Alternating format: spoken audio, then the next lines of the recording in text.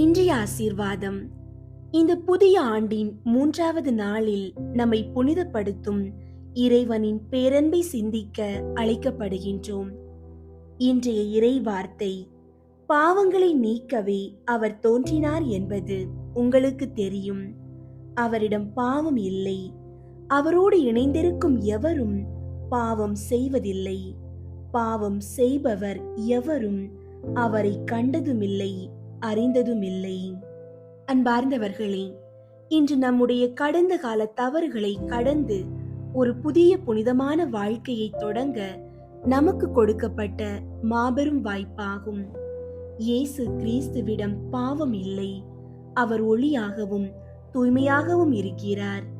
அவரோடு நாம் இணைந்திருக்கும் போது அந்த தூய்மை நம் வாழ்விலும் பிரதிபலிக்கின்றது. கிறிஸ்துவோடு கொண்ட உறவு என்பது நம் குணத்தையும் செயலையுமே மாற்றும் ஒரு தெய்வீக தொடர்பு என்பதை இன்றைய இறைவார்த்தை நமக்கு உணர்த்துகிறது. ஜெபிப்போம். எங்கள் அன்பு பிதாவே, உமது தூய்மையான அன்பிற்காக நன்றி கூறுகின்றோம். பாவங்களை நீக்கி எங்களை உமது பிள்ளைகளாக மாற்ற மகனை தந்தீரே, அதற்காக உம்மை போற்றுகின்றோம். ஆண்டவரே, இந்த நாளில் நாங்கள் உம்மோடு முழுமையாக இணைந்திருக்க அருள் தாரும். எங்களிடம் இருக்கும் பலவீனங்கள், தவறான எண்ணங்கள் மற்றும் பாவ செயல்களில் இருந்து எங்களை விடுவித்து உமது ஒளியில் நடக்க செய்யும். அவரோடு இணைந்திருக்கும் எவரும் பாவம் செய்வதில்லை என்ற வாக்கின்படி ஒவ்வொரு நொடியும் உமது பிரசன்னத்தை நாங்கள் உணரவும், உமக்கு உகந்த தூய்மையான வாழ்வை வாழவும் பலன் தாரும்.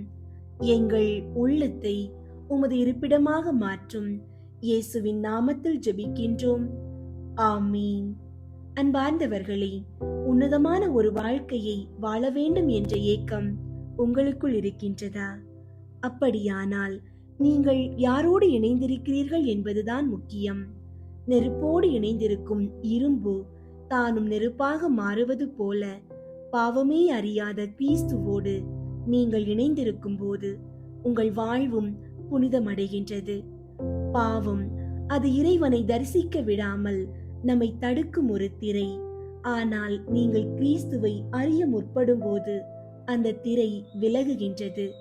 இன்று ஒரு புதிய தீர்மானம் எடுங்கள். உங்களுடைய பலத்தினால் அல்ல, அவரோடு இணைந்திருப்பதன் மூலம் உங்கள் பலவீனங்களை வெல்ல முடியும் என்று நம்புங்கள். நீங்கள் யாரை சார்ந்திருக்கிறீர்களோ அவரை போலவே நீங்கள் மாறுவீர்கள்.